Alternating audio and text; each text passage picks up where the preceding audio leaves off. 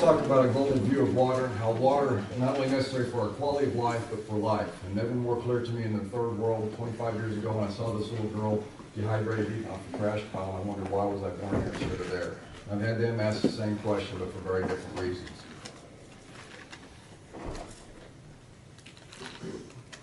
Water is so simple yet so vital. 2 parts hydrogen, 1 part oxygen. The same amount on Earth as when the dinosaurs were here.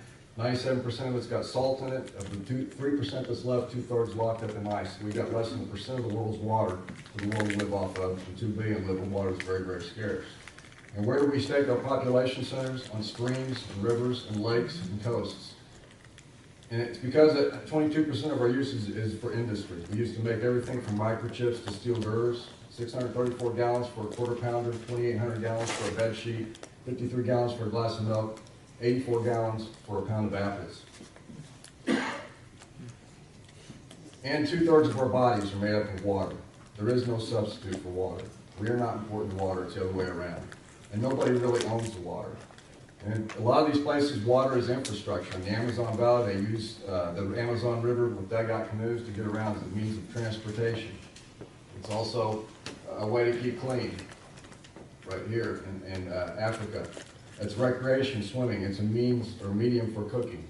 And infrastructure is required to deliver water. Pipes, pumps, we've got aging infrastructure here, but nothing as severe as in the third world.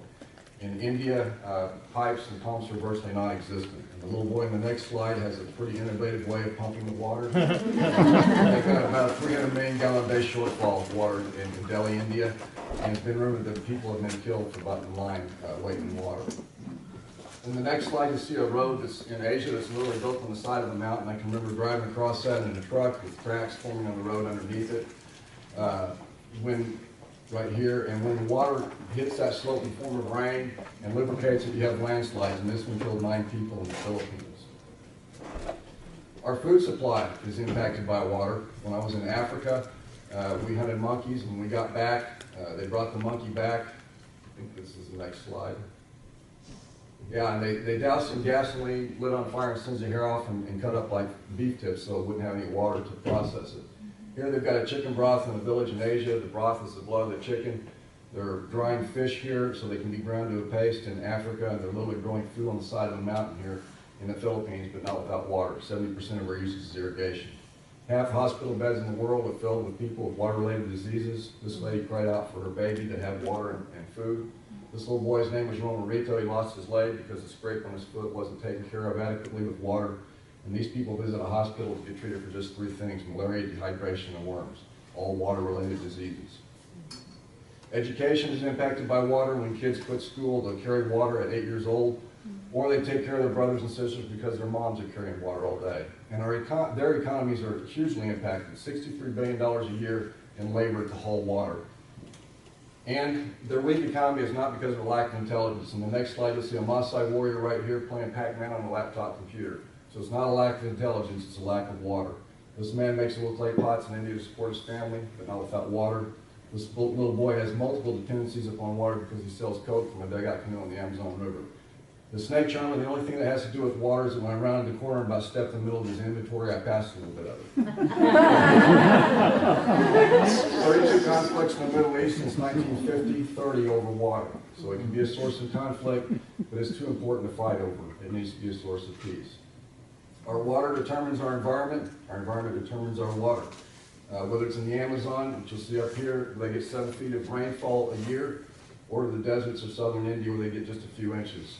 We move where the water is, we perish, like this elephant. There's a dead one there in a drought in Africa. And their waterways carry trash, fecal matter, and waste. Drinking water, wastewater, it's all the same for them. And water can be a symbol of deity, whether it's from our baptismal waters to the Ganges and the river in India. They believe that it flows from their god, mouth of Shiva. This man has gone there to die. He's got his bottles of water with him. There's a passage in the Bible that talks about a firmament being created amidst the waters, and we go from amniotic fluid to washing in death. So water is truly a common thread through the fabric of life.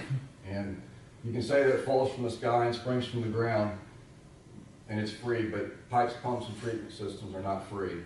For a price, we can store, treat, and deliver it, but we can't create it. And it's not priced according to its value. You can get 100 gallons of water less expensive than 1 gallon of dirt. The lady in the next slide wanders around India 7 hours a day searching for rumors of water so she can bring a cup back to her family. She doesn't dare to dream that dignity can flow from a metal spigot. She uses 2 gallons a day, we use 100. We put more water on our lawns and our driveways in a day than most third world families use in 60 days. If we don't change our direction, we'll end up where we're headed, dry. In the graph on the next slide, in the middle, you'll see that we've had alternating periods of wet and dry since the beginning of time. We need to be efficient with our water, and we'll continue that. We need to be efficient with our water, whether it's wet or it's dry. So do we have challenges? Absolutely. But do we have it good? Even more absolutely. And with that comes responsibility. We need to make sure that 3 legs of our water system still are in place. We have an adequate supply for the future. Up in the upper left on the next slide is a supply for a village of 3,000 people in Kenya. That we have treatment capacity. This little girl's dipping her toothbrush in stream carrying fecal matter. And that we support funding for pipes and pumps so we're not waiting in line for a bucket of water that's been taken in from somewhere else. And that we can serve, maybe not in his way, but in our own innovative way. So water has power. When I was in these countries, little kids would follow me around like a superhero. When I asked why, it says because they believe if you can bring them water, you can bring them anything. So their why me question is the answer to my why me question, and by God, should not be the answer to theirs. So whether in their jungles or the political financial jungles here, the ability to have a small part in water has changed my perspective. It's increased my faith when I contracted a parasite myself. They bring me gifts that they have nothing, or ask if they can pray for me. It's had an eternal impact. And it's no mistake that those first 4 letters spell pipe. And like a pipe delivers water, I believe that we can be a vessel to deliver something that's been given to us. Hope that's what I've done tonight. Triggered that why me question in your mind, who you might be an answer for, and that we can be stewards of water, whatever the climate is.